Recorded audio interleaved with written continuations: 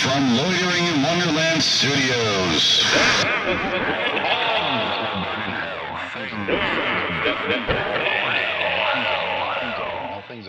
With Phoenix West.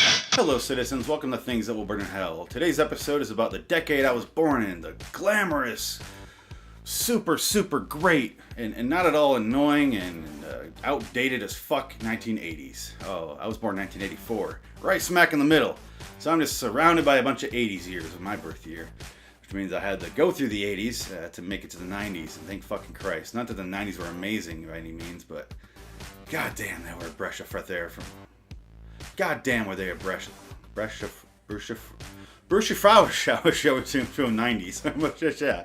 Ushabada haba haba nyama haba.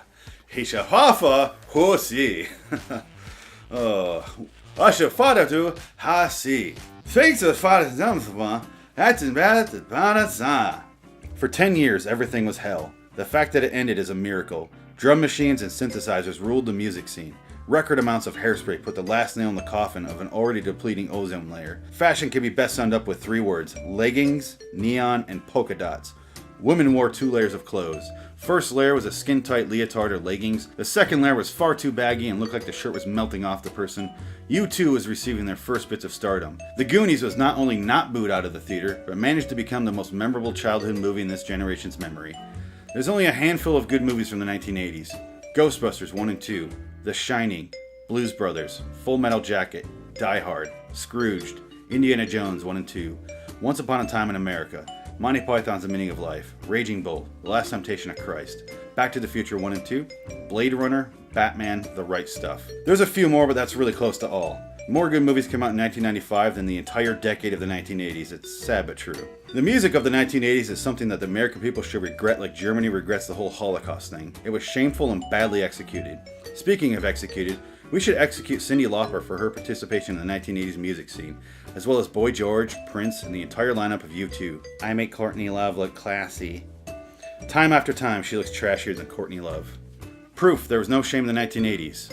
Proof it is. Equally as much head as hair. Scientists say by the 1980s, white trash had reached all new lows. When I say scientist, I mean myself. Nothing says classy like wood panel walls and a wife beater. His unibrow puts his mustache to shame as far as length is concerned. It's the kind of facial hair that gets you the girl. In this case, the girl is from caveman times. If after seeing those photos you still defend the 1980s, you should seek psychiatric counseling. No, I'm kidding. I really fucking hate the 80s. Everything's terrible. If you go to the Midwest, if you go in certain parts of the Midwest, like small towns that are tucked away, not like big cities, but like the little stringer towns, I always call them Christmas tree lights, and basically like they're string in between the big cities. They're like always stuck in 1987. People are driving Trans Ams that they're putting like thousands of dollars into. All they're doing is working on their cars. They buy like, or they'll buy the brand new car, like a new Jag, and they'll put it out front in front of their fucking trailer, and you're like, why?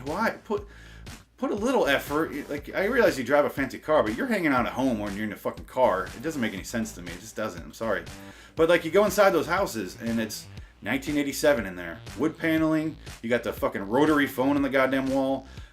I don't understand how they have outdated technology and they have a fucking cell phone still. I don't understand. I can't comprehend. I want to understand. Please explain it to me, Midwest. I don't get it. I really don't.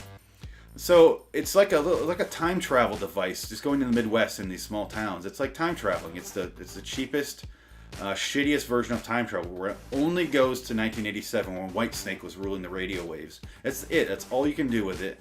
If you want to go like to a castle in like England or Germany or something like that, maybe you can go a little further back, but you're not going to get the whole vibe for it. You're just getting the building. That's it. This is a shelled off, almost like a museum exhibit, where it's 1987, the museum exhibit, only there's lots of meth all around. There wasn't a whole lot of meth in the 80s, so it's like a new 80s. It's like new Coke. And speaking of Coke, they also have Coke. A cola. They drink that while they're doing their Coke. Aim. I hate the fucking 80s. I really do. I'm almost ashamed that I was born in that decade, because it was fucking terrible. At least the 60s, 70s, you had good music and you had like interesting things, but the 80s was like a gas crisis, Reagan, and then Cyndi Lauper. and then MTV came around, and that was the 80s. It was fucking boring as hell, and it was terrible, and it was like a scientific experiment on how can we test the limits of excess. How can we do everything and just fucking everything at once, and we just want to like cause heart attacks with ourselves. Just do cocaine and dance. That's a great idea. That's a super great idea. It worked out well for the Demi director who fucking did cocaine, played basketball, and dropped dead right there. I believe that's what happened to him. Anyway, yeah, that's fuck the 80s, right? Fuck the 80s. There's a lot more good movies and a lot more music that came out in the 80s. I do appreciate. It's just a condensed list because I don't want to list off 1,000 things. You get the idea, though. I honestly believe more good movies come out in 1995 than most of the 80s. It's sad but true. Go to loiteringinwonderland.com. Check out the... No, hold on. Maybe in 2080 to 2089, we'll have a chance to really make up for what we did in 1980 to 1989. Maybe we'll make up for it. I really hope so. Can you imagine if we fucking did it again? Like we'd fucking... Something haunted about the 80s decade, where in 2080 we're all in a fucking leotard spandex and neon green leg warmings and scrunchies and little beads in your hair and oh god, can you imagine? I don't know if beads in the hair was 80s. That's the first thing that came to my head there. I don't know why I said it. That's probably more 90s, like a Coolio thing. Anyway, can you fucking imagine if this is like a haunted decade? That really would explain what happened in the 1980s. It made me feel a lot better. I don't think I'm gonna live to see it. If I do, I probably won't give a shit by then. I won't be annoyed because I'll be fucking nearly dead, and I'll be fucking glad if it's the 80s, and I don't want to die in the 80s, so I'll do everything I can to die in the 2090s, because I can't be born in the 1980s and die in the 2080s if they're the fucking same. That's a curse. That's a miserable existence. It's a long life, and it's pointless at that point, because I was 80s and fucking miserable.